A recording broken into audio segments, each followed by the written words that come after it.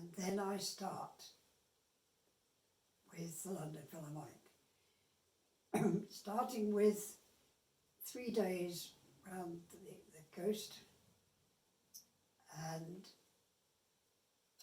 I went to the station to join the train, and suddenly a smallish man popped out of the train and said, come and join us. And there I was, my first day with the orchestra, amongst 4 or 5 of the real old stagers who'd been in the orchestra right through the war, and I was beginning to hear stories of the terrible conditions they'd gone through when the railways, of course, were being bombed daily, and getting from one place to the next to play a concert was fraught with difficulty and danger. So I felt I'd come home after having been at Covent Garden, where the older players didn't want to know about the younger players. These were some of them former members of the London Symphony Orchestra.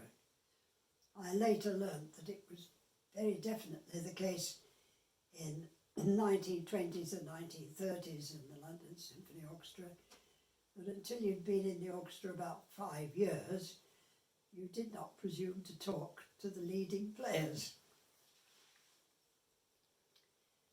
So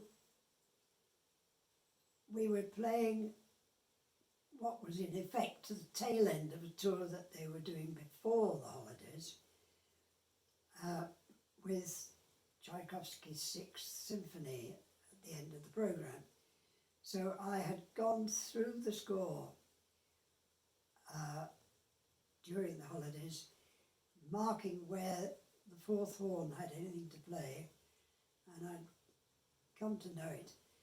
And when I sat down for the beginning of the rehearsal on the day, which was only going to be a partial run-through, of course, my third horn, Leonard Fleming, who had just moved up very recently from fourth horn to third horn, leant over and pointed out the places where you've got to be a little careful, or it goes faster, or this conductor doesn't like it being so loud, anything like that. It was a great start. And the conductor was Karl Schuricht, a very fine conductor, I suppose German, who was just coming to the end of his career, I suppose. And then I got into the routine of the London Phil of those days. They continued to go to concert halls that had never been visited regularly by orchestras before the war. Regular monthly visits to Hornsey Town Hall, to Chatham in the Methodist Central Hall, Luton, Ipswich, and this was a sign of the sort of public service ethos of the London Phil. We also gave concerts on Thursdays at the Albert Hall. They were the big concerts of the week.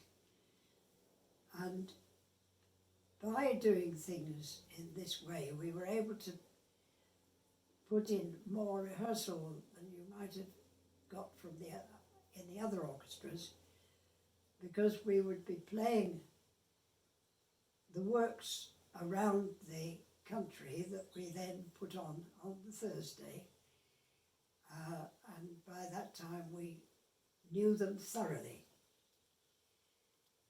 and it was a wonderful training for me, getting to know the repertoire in such favourable conditions.